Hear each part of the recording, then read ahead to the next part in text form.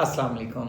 आज का हमारा टॉपिक है cell to sentence scale. Basically ये गूगल का एक न्यू मॉडल आया है और बहुत अमेजिंग मॉडल है, जो कि बेसिकली आपके बायोलॉजिकल सेल को एज ए सेंटेंस में कन्वर्ट करके आप अपने बायोलॉजिकल सेल के साथ चैट कर सकते हैं और उसके मुतलिक होने वाली फंक्शन। तो बेसिकली गूगल की इस रिसर्च ने, उस मॉडल ने क्या किया है, बेसिकली बायोलॉजिकल सेल की जीन एक्सप्रेशंस को उठाकर उसे सेंटेंस में कन्वर्ट किया गया है और उन सेंटेंस को फिर बेसिकली अपने लार्ज लैंग्वेज मॉडल को दिया गया है और फिर उसके साथ उन्होंने डिफरेंट इनपुट प्रॉम्प्ट्स करके अपने सेल्स के मुतल्लिक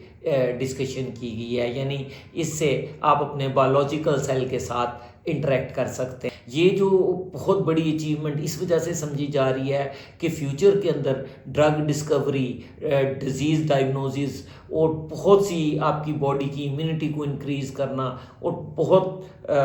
एक मेगा लेवल पर इन्होंने बेसिकली इनेबल कर दिया है इस ब्रेक थ्रू के बाद, इस इनोवेशन के बाद, कि मेडिकल की फील्ड में ये बहुत फास्ट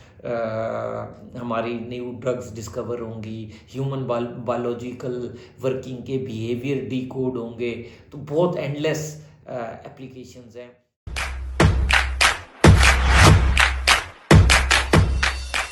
अस्सलाम वालेकुम। आज का हमारा टॉपिक है cell to sentence scale. Basically ये गूगल का एक न्यू मॉडल आया है और बहुत अमेजिंग मॉडल है, जो कि बेसिकली आपके बायोलॉजिकल सेल को एज ए सेंटेंस में कन्वर्ट करके आप अपने बायोलॉजिकल सेल के साथ चैट कर सकते हैं और उसके मुतलिक होने वाली फंक्शनैलिटीज़ को डिटेक्ट कर सकते हैं। एक्चुअली आपको पता है कि जितनी भी हमारी बायोलॉजिकल बॉडीज़ हैं वो बेसिकली सेल से मिलकर बनी हुई होती हैं और तकरीबन हर सेल का जो रोल होता है बॉडी के अंदर वो डिफरेंट होता है। इवन एक टिश्यू के अंदर जो 2 सेल हैं वो सिमिलर वर्किंग नहीं कर रहे होते, दोनों सेल डिफरेंट वर्किंग कर रहे होते हैं। तो बेसिकली इसमें किया ये गया है कि जेमा सीरीज़ का जो मॉडल था, जो कि गूगल के open source large language model की सीरीज़ है, उसमें 27 बिलियन पैरामीटर्स का जो लार्ज लैंग्वेज मॉडल जेमा सीरीज़ का इन्होंने उसको लिया है और इन्होंने बेसिकली जो ह्यूमन सेल है, पहले तो मैं आपको बताता हूँ कि ह्यूमन सेल का एनालिसिस ये किस तरह कर रहे हैं और उसके पीछे क्या बेसिकली मोटिवेशन है और इसको किस तरह अचीव किया गया। तो बेसिकली जो एक सेल है उसके अंदर हमारे बेताशा जीन्स होते हैं और वो सेल क्या कर रहा है वो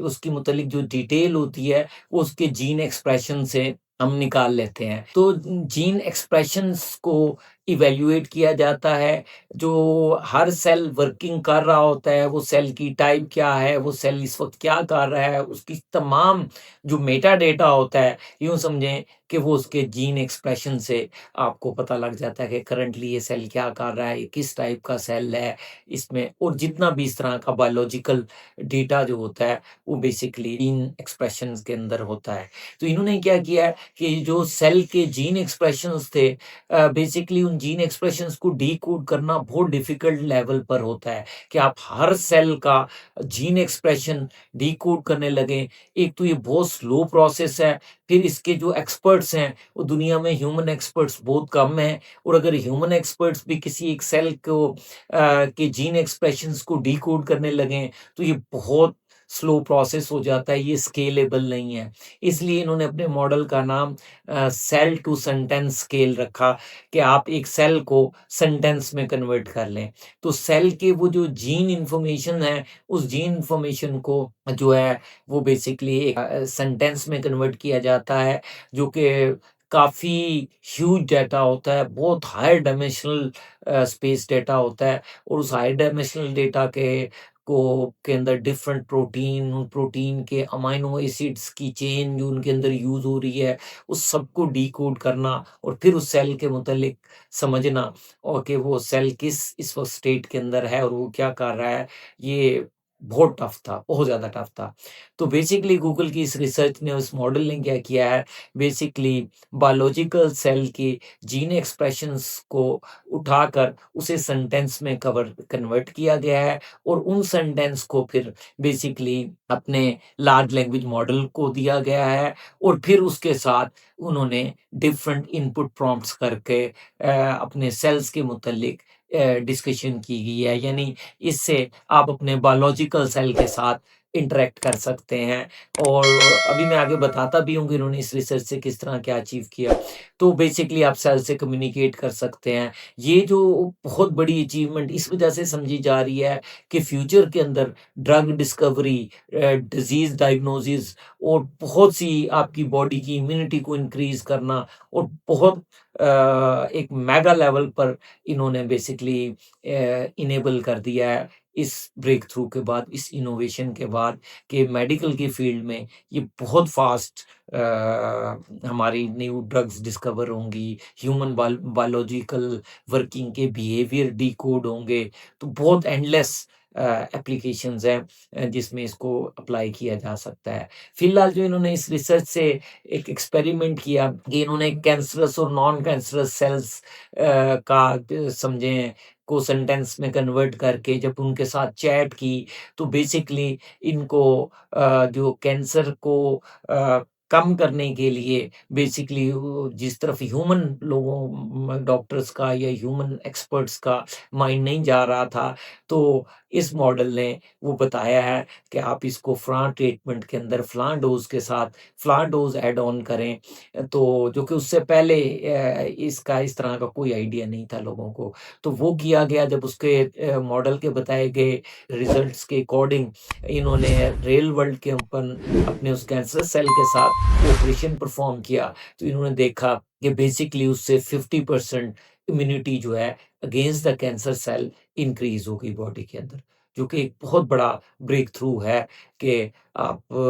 उस कैंसर पेशेंट की ही जो है वो इम्यूनिटी को 50% इंक्रीज़ करा लें। एक्चुअली ये इम्यूनिटी इम्यून सिस्टम जो हमारा होता है ना, ये एक किस्म की आप समझ लें कि एक पुलिस होती है जो कि आप किसी सिटी के अंदर अमन-ओ-अमान को कायम रखने के लिए घूम फिर रही होती है। तो ये देखते हैं कि जैसे चोर या जो भी इस तरह के आपकी बॉडी के अंदर सेल्स मिलते हैं, जो इनको लगता है कि वो नेगेटिव हैं और वो ठीक नहीं है बॉडी के लिए, तो ये उन्हें एलिमिनेट कर देते हैं और इस तरह आपका जो बॉडी का इंटरनल डिफेंस सिस्टम होता है, वो उसको रिकवर कर रहा होता है। मोस्टली जो वायरसेस हैं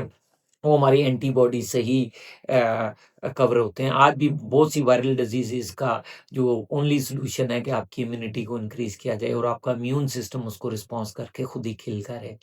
तो होता ये है कि ये जो इस तरह की डिज़ीज़ेज़ होती हैं, जो डिस्कवर नहीं होती हैं, जिसको इम्यून सिस्टम रिस्पॉन्ड नहीं कर सकता, एक्चुअली वो बेसिकली एक आम शहरी के भेस के अंदर आप यूँ समझ लें कि कुछ रॉबरी करने वाले रॉबर्स और क्रिमिनल्स जो हैं, वो शरीफ लोगों के भेस में छुपे फिर रहे होते हैं और पुलिस उन्हें डिटेक्ट नहीं कर पा रही होती। तो पुलिस से यहाँ मुराद हमारी एंटीबॉडीज़ है और यहाँ क्रिमिनल से मुराद वो सेल्स हैं जो आपके अंदर कैंसरस सेल या इस तरह के सेल्स जो हैं जो जिनके अगेंस्ट आपकी इम्यूनिटी को या वायरल उनके अगेंस्ट आपकी इम्यूनिटी को लड़ना है, वो उसके अंदर यूज़ हो रहे होते हैं। तो बेसिकली इससे क्या हुआ है कि जो कॉम्बिनेशन बेसिकली इस मॉडल ने बताया गया है कि आप ये ड्रग का कॉम्बिनेशन यूज़ करें, उस कॉम्बिनेशन को यूज़ करने की वजह से बेसिकली इसमें क्या एडवांटेज हुआ है कि जो आपकी बॉडी का डिफेंस मैकेनिज़्म है, उसको इसने समझें कि नई एनके दे दी हैं,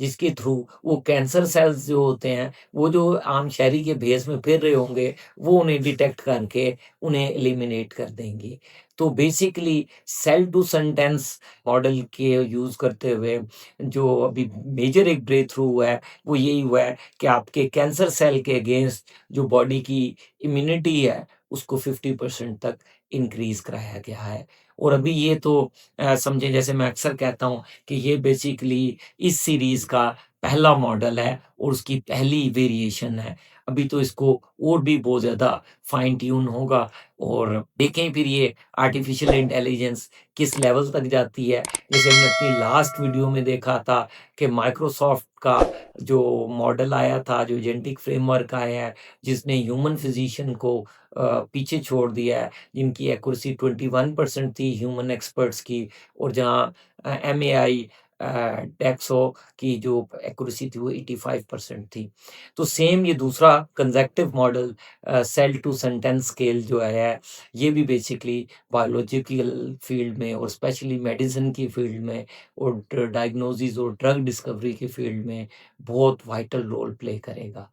इंशाल्लाह इस तरह के और भी रिसर्च आपके साथ शेयर करते रहेंगे। Wish you good luck. अल्लाह हाफ़िज़।